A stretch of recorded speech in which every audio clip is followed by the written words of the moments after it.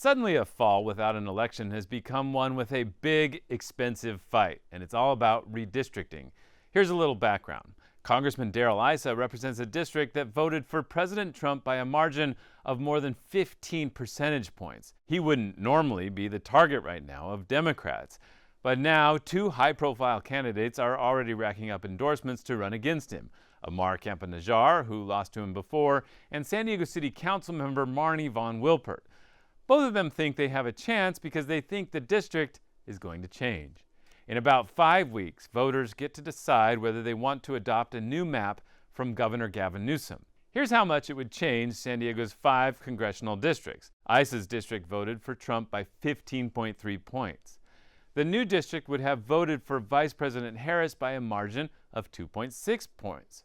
Mike Levin's district voted for Harris by a margin of 7.8 points. And the new district is much safer.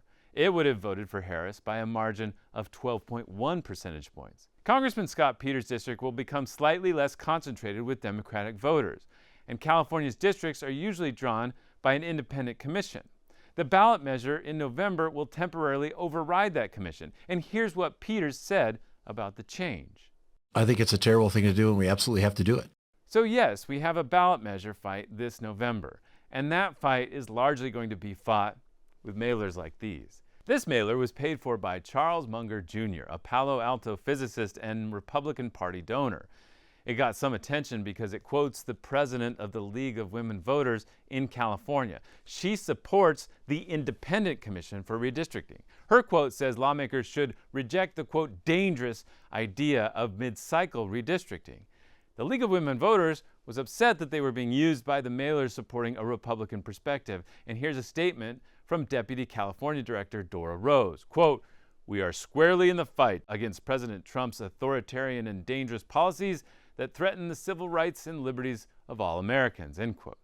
But they do kind of think what the quote on the mailer says. And here's more from Rose. Quote, "California's Independent Redistricting Commission is the gold standard, a national model for fair elections and community input and transparency. We understand the threat of authoritarianism and what it poses, but the way to fight it is not by breaking our own democratic safeguards," end quote. Netflix founder Reed Hastings has also joined the fight, giving millions to support Newsom's plan to change districts. And all that spending will result mostly in mailers. So send them to me. I love them. For Voice of San Diego, I'm Scott Lewis, and that's why it matters.